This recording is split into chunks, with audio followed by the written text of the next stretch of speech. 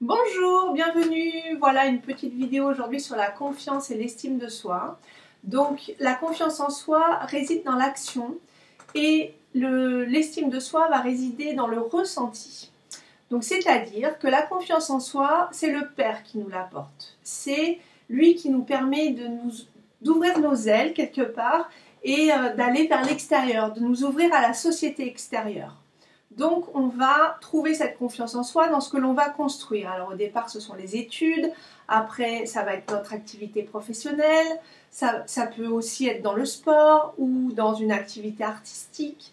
C'est tout ce qui est mis un peu en lumière. Et l'estime de soi, c'est plus ce qui est mis dans l'ombre en fait. C'est vraiment nous avec nous-mêmes.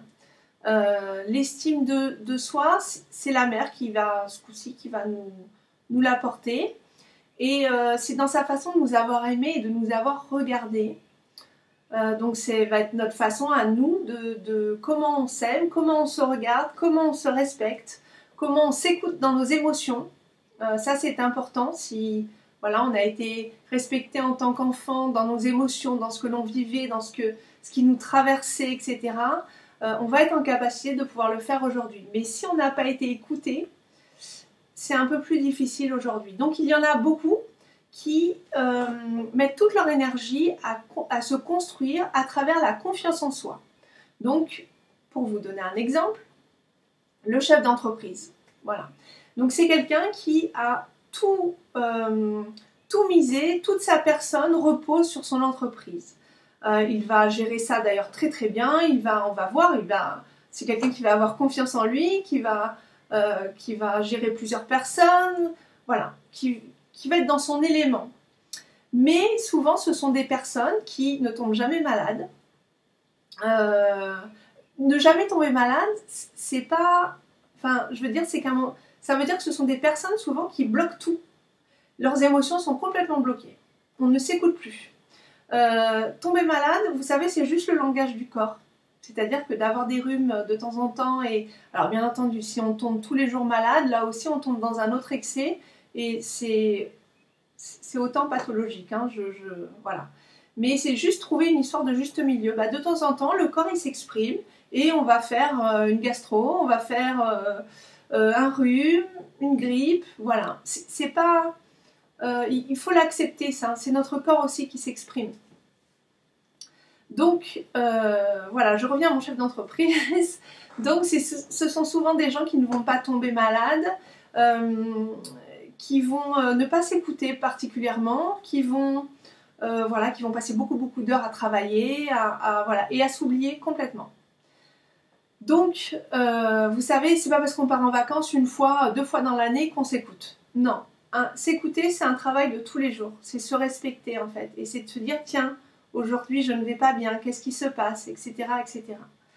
Pour vous donner un autre exemple aussi, ce sont les enfants les premiers de la classe. Alors, eux, ce sont... Voilà, alors ça vient des parents, bien entendu, ça se transmet souvent de génération en génération. On mise tout sur la confiance en soi. Et donc, les enfants les premiers de la classe, ce sont... Voilà, on se construit à travers ça. Mais par contre, l'estime de soi, si on est dans le trop, ça veut dire que l'estime de soi, il n'y en a pas.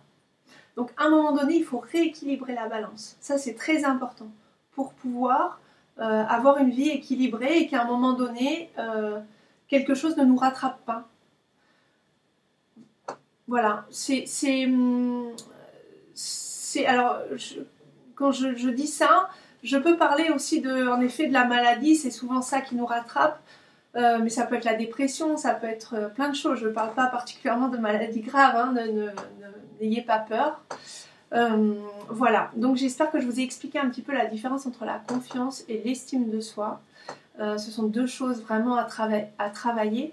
Jung disait, on ne peut voir la lumière sans ombre.